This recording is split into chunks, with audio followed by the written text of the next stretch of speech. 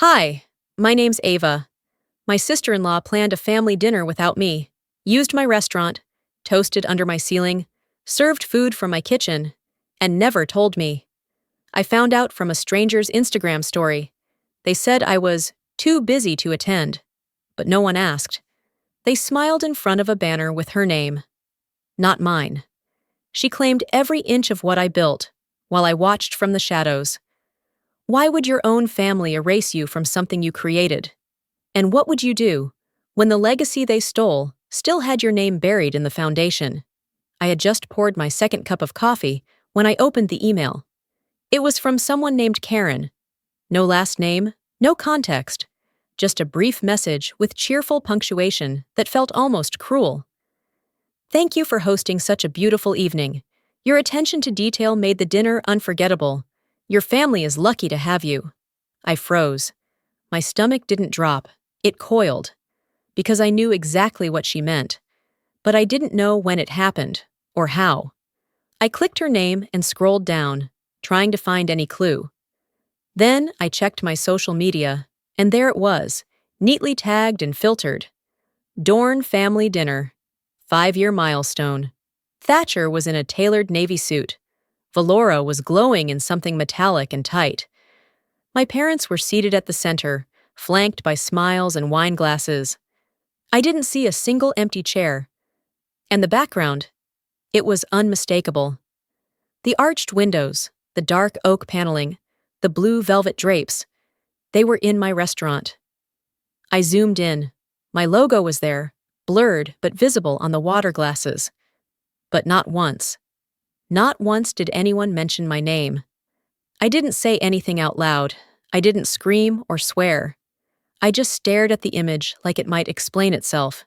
It didn't. I minimized the tab and sat back in my chair. Maybe they assumed I was out of town, I whispered. Even as I said it, I knew it was a lie. I had been in Charleston all week. I'd overseen every supply order for the restaurant personally, even helped Clint arrange the new floral centerpiece. No one had mentioned a private event. My fingers moved on their own as I dialed Clint. The phone rang twice before his voice came through. Casual, unsuspecting. Hey, Ava, everything all right? Quick question, I said, keeping my tone flat. Who booked the private dining room Saturday night? There was a pause, a beat too long, then, oh, yeah, that was Valora's team. They booked under her media company name, said it was for a small brand celebration. She didn't mention me being there? No, he said, and then hesitated. Honestly, I thought maybe you knew. Right, I murmured, then thanked him and hung up. I stared at the screen again, but this time, the image didn't hurt. It hardened. This wasn't just forgetting to invite me. This was a performance, a carefully crafted celebration, executed in my space, curated to erase me. I got up and walked to the small filing cabinet tucked behind my desk. From the bottom drawer, I pulled out the original business plan. My handwriting still covered the margins. My first draft of the floor layout, my scribbled budget breakdown. I remembered the night I stayed up until 3 a.m., running numbers while Thatcher and Valora sipped wine and talked branding buzzwords they barely understood. You were supposed to help with Instagram, I muttered, flipping through the pages. I opened our old family group chat, the one that hadn't seen a real message since last Thanksgiving. No mention of the dinner, no recap, no photos, no wish you were here. Just silence, the kind that screams. I looked at my reflection in the black mirror of my laptop screen. You really thought I wouldn't find out? Still, no tears. I wasn't angry in the way people expect.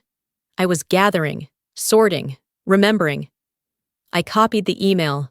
I took screenshots of every tagged post. I filed them into a folder labeled Records, just in case. That's when I saw Karen's message again. I clicked Reply. Thank you for your kind words. I'm glad the dinner made you feel welcome. I wasn't invited, but I'm happy the space I built still served its purpose. I clicked Send. The house was quiet. Too quiet. Outside, the sun was stretching past the window blinds, painting thin golden lines on the floor. I turned toward the wall behind my desk, where a dozen framed quotes hung in uneven symmetry. One of them stood out today more than usual. In bold black script on cream paper, "If you are not at the table, you might be on the menu." I whispered it once, then again, louder, and then I said, "Let's see who's really paying the bill." I didn't even finish my coffee. I grabbed my keys, slipped on a jacket, and headed straight for the restaurant. Charleston's heat was already creeping in by mid-morning, heavy and sticky, the kind that makes you feel like the day's already pressing against your skin. But I barely noticed it. My focus was razor sharp, like someone had lit a fuse inside me, and I was walking calmly toward wherever it ended. The parking lot was half full. Clint's car was there. Good. I stepped through the back entrance, nodded at a server resetting silverware, and headed toward the front. Everything looked the same: fresh flowers, folded napkins, jazz humming low from the ceiling speakers. But I felt different. Clint spotted me near the host stand. He offered a polite smile, one that didn't quite reach his eyes. "Hey, Ava, thought you had the morning off. I need a quick look at last night's private room details," I said, skipping any pleasantries. He nodded slowly, turned the iPad around, and pulled up the reservation. "Here. Reserved under V Chase Media. Said it was for a brand event. Didn't mention anything about you." I scanned the screen, my eyes catching every line of the receipt. Food, drinks, extra decor setup, top-tier selections. No budget spared. She went all in, like she was trying to make a point without saying a word. My fingers moved faster than my thoughts. I took photos of the screen, captured the booking info, the charge authorization. Then I turned toward the private dining room. The door was cracked open. I pushed it slowly, and the first thing I saw was the curtain. White silk, stained with what looked like red wine. Classy. A few napkins were crumpled under the chairs, and someone had left behind a printed guest list on the host stand. I picked it up. My name wasn't on it. Not even a placeholder. "Who cleaned up last night?" I asked Clint as I stepped back into the hallway. "Mostly them. Valora brought her own team. Said they'd handle setup and breakdown themselves. Didn't want to stress your staff," her words. I thanked him, placed the guest list into my purse, and left without another word. The heat hit me harder as I stepped outside, but this time I welcomed it. Let it burn off the insult still clinging to my skin. I climbed into the driver's seat and just sat for a second, hands on the steering wheel. My phone buzzed. It was Rena, my cousin. We hadn't spoken much in the past year, maybe exchanged a holiday text. But there it was. "Hey, yesterday was beautiful. I thought you couldn't make it." I stared at her message, reread it twice, then typed, "I wasn't invited." 3 dots appeared, then disappeared. Minutes passed, still nothing. When her reply came that evening, it was short. "I assumed you were working or traveling. Sorry, Ava." I didn't reply, just took a screenshot and added it to the folder on my desktop I'd renamed Visibility. Back home, I walked straight to the shelf by my office. The framed photo of the restaurant's ribbon cutting still stood at the center. I reached behind it, pulled out the small leather folder that held old branding materials and one photo I hadn't looked at in years. A signed print. "We built this." Valora. Built? She had posed. She had promoted. She had smiled at every camera angle. But I was the one who picked the floor tile samples, who negotiated lease terms with the landlord, who refinanced my damn car to cover our first liquor license. I built it while she picked fonts. I dropped the print back in the folder and sat down at my desk. When we were starting the business, I remembered her saying, "Let's not overcomplicate ownership. We'll just say we all made it happen." At the time, I told myself she meant it kindly, that she didn't want to argue over percentages. But now, with every piece of evidence piling up, I saw it clearly. It wasn't kindness. It was erasure. Strategic, quiet, and deeply intentional. I opened the file again, added the new photos, the guest list, the screen captures. Then I opened my email, Found the camera login link and typed in the password. The feed loaded. There it was, clear as day. Valora, standing at the head of the room, champagne glass in hand. I paused it mid-toast, her face frozen in that practiced, polished expression. I clicked play and turned on the audio.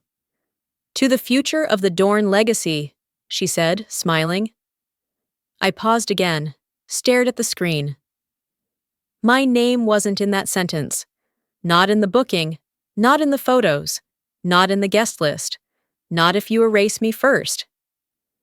The rain had started not long after the footage played. I let it roll in the background, the sound low, a dull hum under the tapping of drops against the windows. Every now and then, Valora's voice would ring out, too cheerful, too polished, delivering another toast, another anecdote that conveniently erased the very person who'd signed the lease. I didn't mute it. I wanted it playing while I stared at the wall. That wall held so much. Framed photos from the first 2 years of the restaurant, black and white shots of opening night, smiling employees, the first big food festival we catered. There was even a local magazine clipping with our names, mine and hers, side by side in print. It felt almost quaint now. And then there was that picture, the one where Valora had written, in silver ink, "We built this." I used to think that signature meant partnership. Now I saw it as branding, hers, not ours. I closed my eyes and let my mind drift back 4 years. It was during one of our branding sessions. She had brought in a friend from her media circle, someone who threw around phrases like curated aesthetic and influence capital, like they meant more than consistency in paid ads. We'd hit a moment of tension over how the founding team should be represented in the media. I remember saying, "Should we be clear on who owns what before the press releases go out?" Valora had waved it off. "Why complicate ownership? Let's just say we built it. The press loves unity. It looks good." At the time, I let it go. I didn't want tension. I told myself family mattered more than headlines, that if we stuck together, it would all come out right in the end. But now I saw it plain as day. That wasn't harmony. That was positioning. That was erasure, dressed up like teamwork.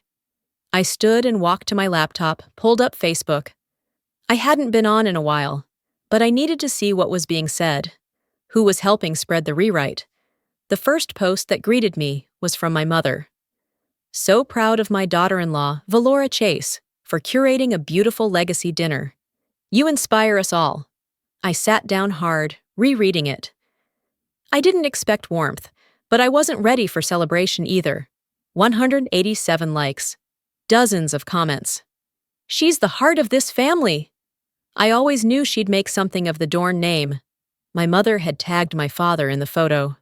There he was, standing beside Valora, both smiling like a holiday card. I didn't scroll further. I didn't comment. I just logged out. Not to run from it, but to keep myself from saying something I couldn't take back. Instead, I pulled out the same old notebook I'd been using since we started the business. I flipped past meeting notes and invoices, past supplier contacts, and tax reminders. On a fresh page, I wrote, "People don't rewrite history, they delete it first." And then I just stared at those words. My memory tugged again, this time to Christmas, 6 years ago. We'd been open just long enough to stay afloat, but not yet breathe easy.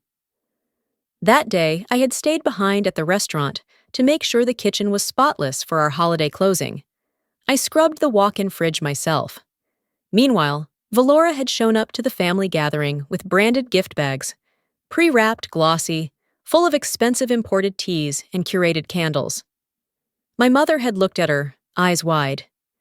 "See how much thought she puts into everything? So classy." I'd laughed, trying to sound light. I just wanted the kitchen to be perfect for today. No one had responded. I didn't cry then. I didn't cry now. Instead, I pulled out a yellow legal pad and began a timeline. I didn't want to forget anything. Year 1. Valora joins branding, takes over social. Year 2. Hosts her first solo PR dinner. Year 3. I stop appearing in promotional content. Year 4. A dinner is held in my restaurant, without me. At the bottom of the list, I wrote one more entry. 2025. Reappearance. Then, below that, I wrote, erase me all you want. This time, I'm archiving the erasure. Morning came early, but I was already wide awake.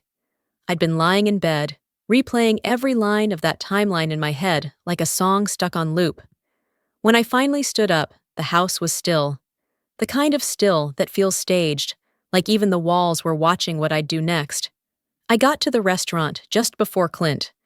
The air was thick and wet outside, like the sky couldn't make up its mind between raining or suffocating. I walked straight through the dining room, not bothering with coffee. I wanted facts. Clint met me at the host stand. He was checking inventory logs, but his eyes darted up when he saw me. You're in early. I need to see the seating chart from Saturday night, I said. He nodded, pulled out a clipboard from the server station. We keep a printout of layouts for private events here. Table 1 was the family table, right up front. He handed it over. There it was. Family reserved. 12 names.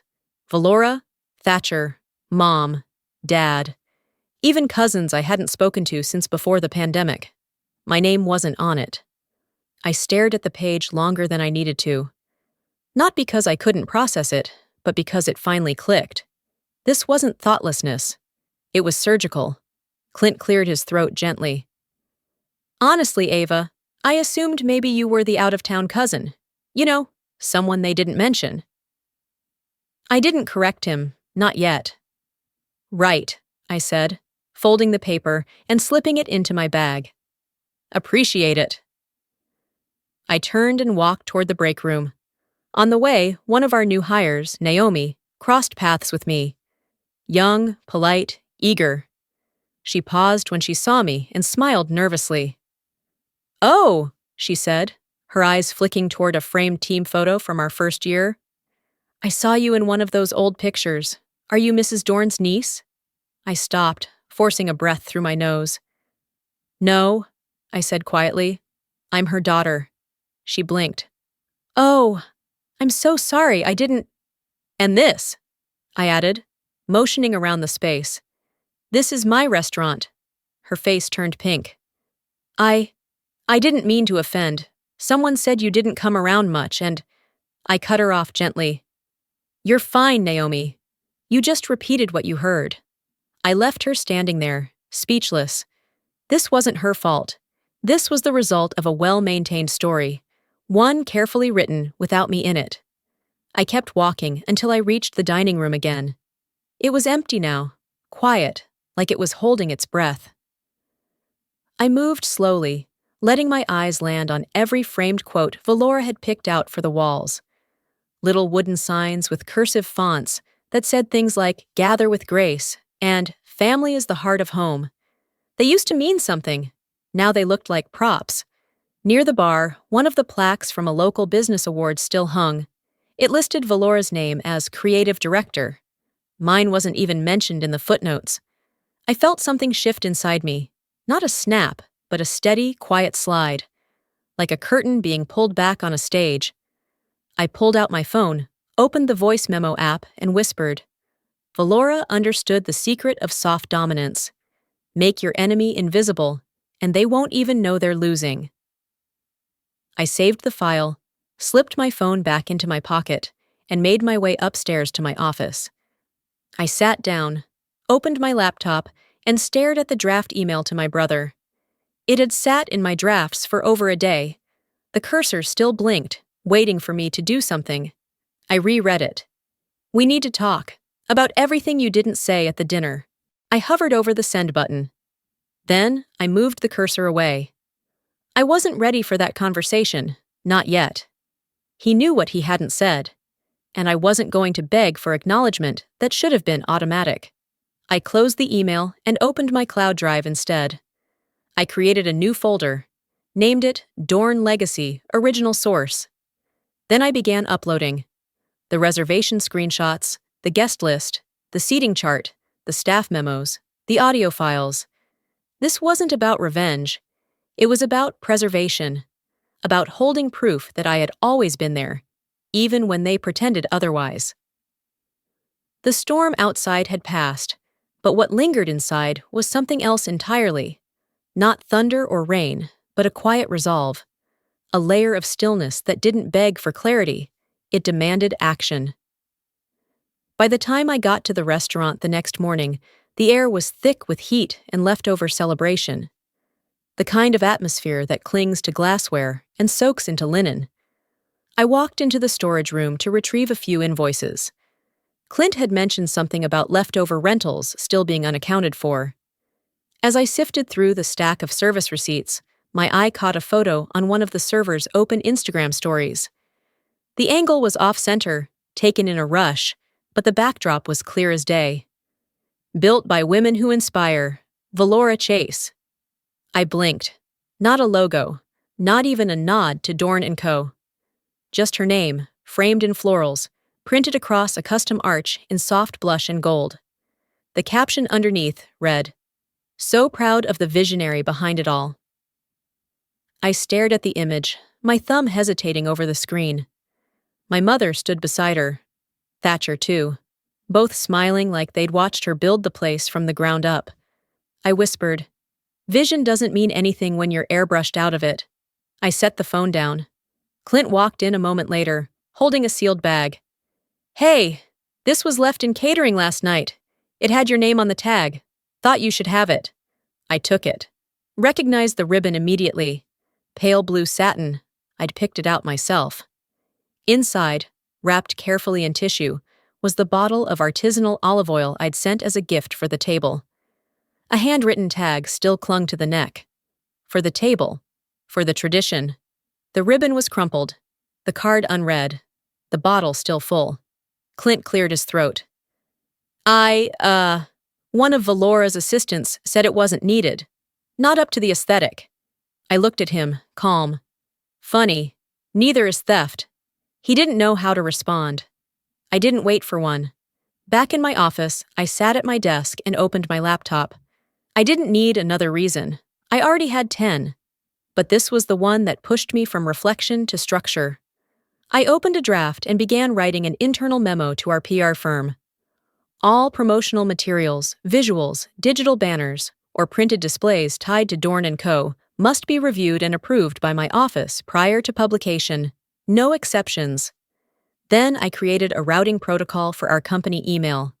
From now on, every inquiry about venue rentals, bookings, media partnerships, everything would go through me. No more side door reservations. No more brand celebrations approved under shell companies. They knew how to edit people out. I was about to remind them I knew how to write the policies that decided who got in the frame to begin with. I leaned back, opened my planner, and jotted a note at the top of the page. They know how to erase. Let's see how they react when that power is removed. The words didn't make me feel victorious. They made me feel grounded, like the floor had stopped shifting beneath my feet for the first time in weeks. Later that afternoon, I returned to the dining hall. The room was quiet, dimly lit, reset for the evening crowd. I walked past the corner wall where the framed team photo had always hung. Opening night, everyone grinning, some still wearing paint-streaked shirts from the final cleanup rush. My name wasn't on the placard beneath it.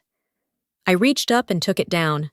From my tote, I pulled a rolled-up blueprint sketch. It was the original, dated, folded at the edges, but mine. At the bottom right corner, barely visible in pencil, were my initials. I slid it into the frame and hung it where the photo had been. Then I stepped back and whispered, "From now on, no more built by women. Say it right, built by me."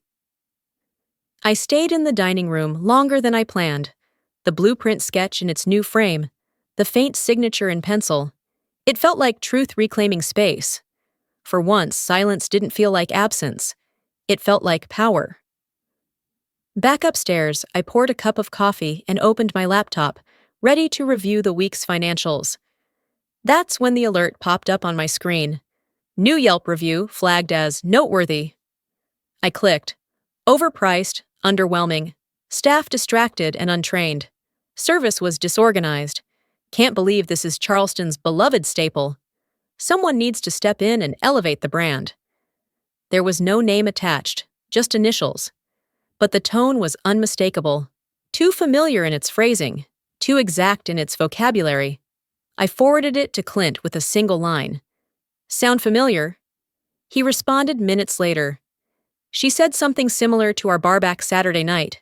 Used the phrase slipping brand. Said she might have to get more involved to redefine the vibe." I stared at the message. Not even subtle anymore. By late morning, the inbox pinged again. This time from Valora herself. Subject line, brand refresh opportunity. Of course. The email was breezy, as if we were brainstorming old ideas over a glass of Chardonnay. She attached a PDF proposal for a complete rebrand. She wanted to rename the restaurant. Chase Legacy Kitchens, the header read. Her note was worse than the document. It's time to align with a more elevated identity. Dorn feels too regional. We want to tap into a modern, legacy-driven voice that bridges influencer culture with culinary heritage. I didn't reply. Not at first. I opened a blank email, typed out 2 lines. Dorn built it. Dorn keeps it. Then I opened my notebook and jotted a 3rd line for myself. We'll see how modern legacy holds up under legal review. She was daring me. She had always framed her ambition as charm, her control as curation. But this wasn't curation. This was theft with good lighting. I met with Gideon that afternoon. He came by the office, tie loosened, sleeves rolled, holding a folder thick with filings. We reviewed every document we had: ownership contracts, equity breakdowns, board approvals. Her name's not on the founding structure, Gideon said flatly, only as a marketing consultant. She decorated the foyer, I said, and thinks she owns the building. He smiled. Want to draft the cease and desist? Yes, I said, and make it airtight. I issued a second internal memo that evening. Clear, concise. All branding, marketing, public engagement, or event collaborations must be cleared through my office. No exceptions. Then I added one more step. I scheduled a board meeting for the following week. The subject, review of external representation of Dorn & Co's. I knew what I was doing. I wasn't asking for permission. I was laying the groundwork. By midnight, the cease and desist had been sent to Valora's media firm. It barred them from using the Dorn name, logo, or any affiliation with our restaurant in any materials without direct written consent. I didn't expect her to respond. I didn't need her to. I leaned back in my chair and whispered aloud, just for me. If you rename my life's work, I'll rename you in court filings. The first ping came just before sunrise. I was still in my robe, cradling a cup of weak coffee, when the delivery confirmation for the cease and desist lit up my phone. No reply from Valora's camp. Nothing but the cold satisfaction of receipt. It was fine. I didn't send it for her acknowledgement. I sent it for the record. By mid-morning, I was back in my office with the blinds drawn and the lights low. I wanted to see everything with fresh eyes, but no distractions. I pulled up the security footage from the dinner, the same angle I'd seen before, but this time I let it run without skipping ahead. There she was, standing near the wine bar, surrounded by curated chaos and camera-ready decor. Valora looked radiant, not a hair out of place, her champagne glass lifted just enough for the light to catch it. It's been an honor building this place from the ground up, she said, her voice like butter over marble. We believed in a dream, and now, this is our legacy. The room erupted in applause. Someone near the front raised their glass and asked, "Wait, so this was your idea?" Valora smiled wide. Every inch, every decision. I paused the video. My hand didn't tremble. My heart didn't race. I just stared. Identity theft comes in sequins now, I muttered, then hit record screen and saved the entire clip. I emailed Clint, requesting the booking log for the event. He responded quickly, almost too quickly, with an attached PDF. I opened it. The reservation had been made through an email I didn't recognize. v.chasemedia.officialogmail.com. And the name? Valerie Che. Not Valora Chase, Valerie Che. A ghost account. No tax ID. No registered business number. No legitimate affiliation with anything beyond the mirror she used to see herself more important than she ever was. I printed the document, circled the name, then dropped it into a manila folder labeled Pre-Litigation. Later that afternoon, Gideon arrived. I handed him the folder and the thumb drive containing the footage. He didn't even sit before saying, "This isn't just unauthorized use of space, it's reputational misrepresentation." I know. We can file now. This could be airtight. I shook my head. Not yet. Let the board see what they've been clapping for. Let them feel what I've had to absorb in silence. He nodded, his voice cooler. Surgical strikes. Got it. We spent the next hour reviewing footage, documents, emails, everything. He'd already begun a preliminary memo for the board. Neutral in tone, brutal in fact. I edited one line before we sent it. Attached. Documentation related to misrepresentation of founding narrative and unauthorized brand positioning. That evening, after Gideon left, I opened my laptop once more. This time, it wasn't for legal prep. I uploaded the video clip to a secure, password-protected folder. Then, I composed a short email to the board. No greeting, no sign-off. Subject: Ownership matters. This is what you missed while you were clapping. I added the link, then hit send. I didn't need to be dramatic. I didn't need to explain why it hurt, or how long it had simmered. I had tried conversations. I had tried patience. None of it worked. Truth would have to do the speaking now. By the time the sun broke over the trees behind my house, the email had been opened 14 times. I didn't need to guess who forwarded it. I was counting on it. I made my way to the bakery just after 7, before the brunch rush, and picked up the order I'd scheduled 2 days ago. A perfectly frosted 3-tiered cake, elegant and understated, white with slate gray accents. It wasn't the cake that mattered. It was what sat beneath the fondant roses, sealed in a waterproof sleeve. I handed the bakery staff a copy of the delivery instructions and confirmed the time window. Make sure it's delivered directly to the gate, not the porch. Her assistant will be there. The driver nodded, politely curious but too professional to ask questions. By 9:30, Clint texted, "Confirm delivery." Her assistant looked like she saw a ghost. Good. Inside the cake box, taped to the baseboard, was the unpaid invoice from the dinner, $3,182, billed to a media company that didn't exist. It wasn't just petty. It was necessary. The message piped across the top in clean cursive read, "Here's something sweet, before things get serious." It was petty too, and I was perfectly fine with that. Back at the restaurant, I went straight to my office and logged into the internal finance portal. I'd meant to do this sooner, but everything else kept stealing my focus. I clicked through vendor charges, payment authorizations, and company card activity. There it was. A pattern. Valora had used the Dorn & Co. corporate card 6 times in the last month, each for unrelated aesthetic upgrades. $900 to a floral vendor for imported peony arches, $500 for hand-pressed menu designs, $200 to a specialty printing firm for backdrop signage, and every charge tagged to venue decor. But our policy was clear. The company card was only authorized for structural maintenance and supply replenishment. I printed the full report, added screenshots of each transaction, and flagged them with notes in red marker. Then I labeled the folder. Chase Personal Expenses, Report.pdf. I texted Gideon. "I'm done talking about respect. Let's start talking about theft." He responded within minutes. "Let me know when you're ready to file." Before noon, I drafted a formal email to the board.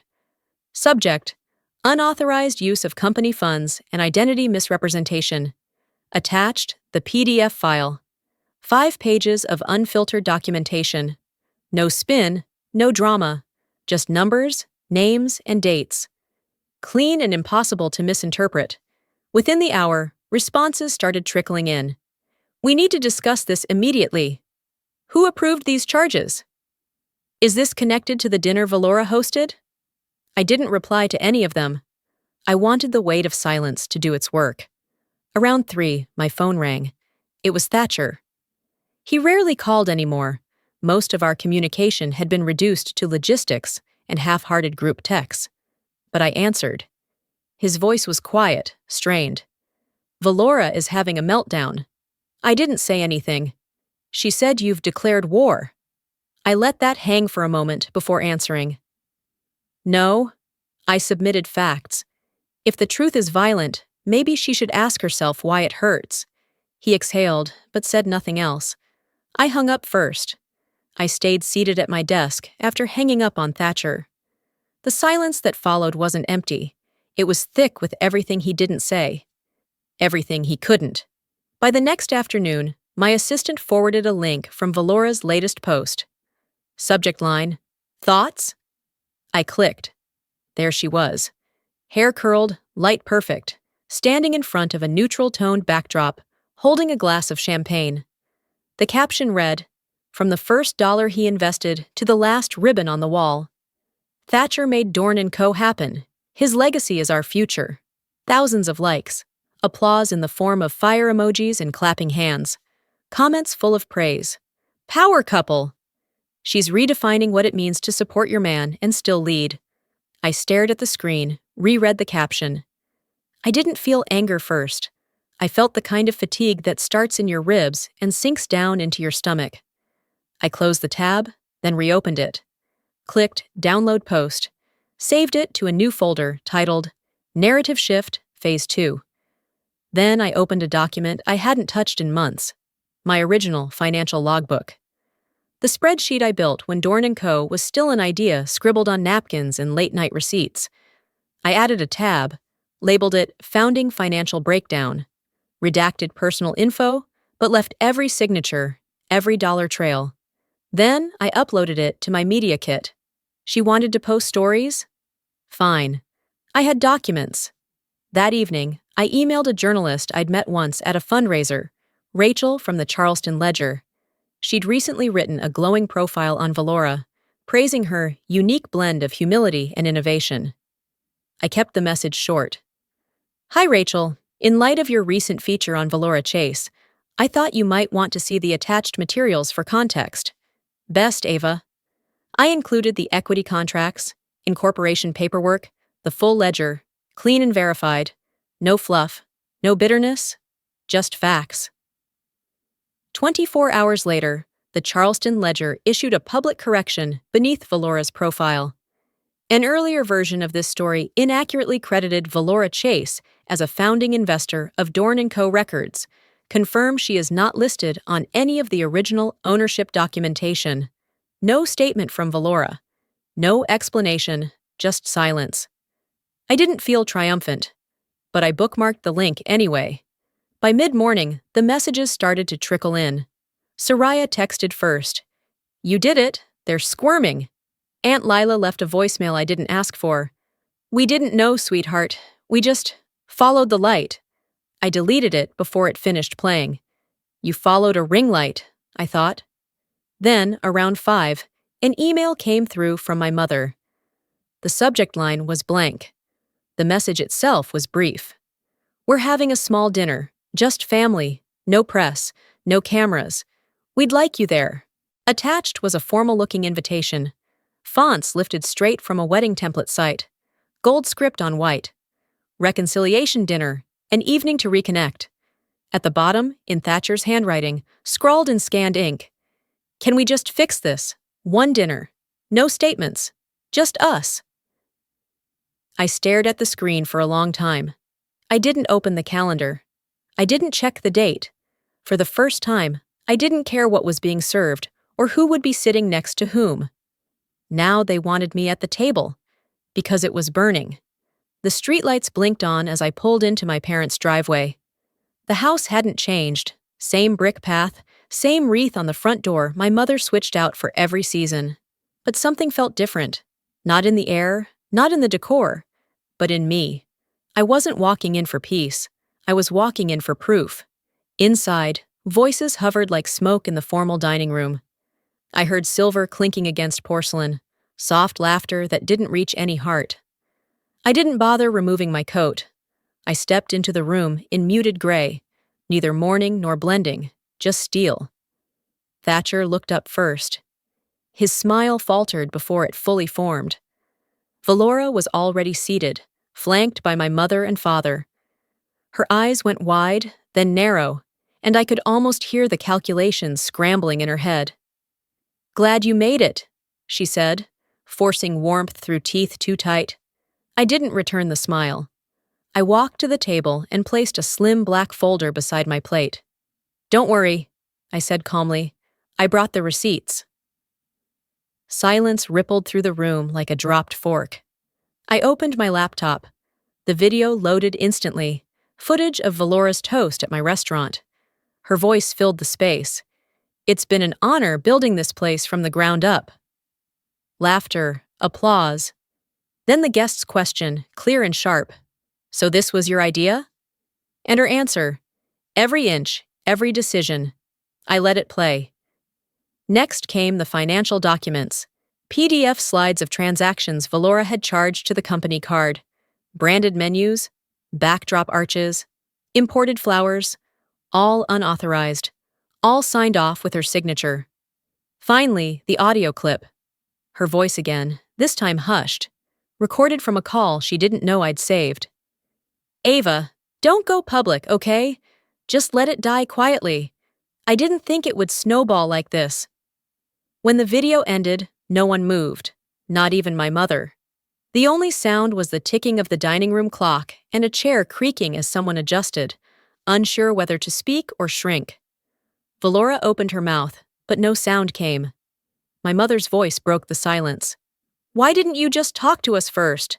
I turned to her. "Because you heard her louder than you heard me for years. I had to raise my volume." Thatcher looked down. Whether in shame or exhaustion, I didn't care. Soraya's text pinged in my pocket. "Let it burn." I didn't respond. There was no yelling, no screaming, no plates thrown or tears shed, just a long, uncomfortable silence that wrapped itself around each chair like a fog. I stood. "This dinner wasn't about healing," I said evenly. "It was a PR move, a stage without an audience. And this folder? It's not revenge. It's the truth, archived." I placed the folder in the center of the table. "I'm done fighting for a seat. The only legacy I'm interested in now is one I don't have to fight to keep." I turned and walked out without looking back. The next morning, I didn't rush. I let the hours move slowly, unbothered by urgency or expectation. The tension from last night had settled, not disappeared. But in the silence that followed, I finally heard myself. When I arrived at the office, Mrs. Halberd was already waiting in the conference room. She didn't stand when I walked in, but she did set her coffee down and look at me the way a woman does when she's done pretending politeness is enough. "Ava," she said, voice low, even, "are you still planning to hold your share of equity?" It wasn't an accusation, it was a calculation. I sat across from her and folded my hands. "I didn't survive all that to surrender now," I said. "My name built the floor under your chair." She looked at me, paused for a beat, then nodded. "Thank you for clarifying." We didn't shake hands. We didn't need to. That afternoon, I met Soraya at our usual cafe on East Bay. She was already seated with 2 coffees and her sunglasses perched on her head like a crown of indifference. She gave me that look, the one that held both pride and fury. "I finally figured it out," she said, sliding her phone across the table. "Valora told the event planner not to invite anyone emotionally biased. I guess I made the list." I exhaled through my nose, not surprised, but tired of being right. "She controlled the guest list to control the narrative," I said. Soraya leaned in, a smirk playing on her lips. "And you just shattered it." We didn't toast. We didn't clink mugs or hug across the table. We just drank our coffee and let the moment settle like warm cream in silence. Back at home, I opened a message from the family group thread. "We need time to process. No one is perfect, but you could have been gentler.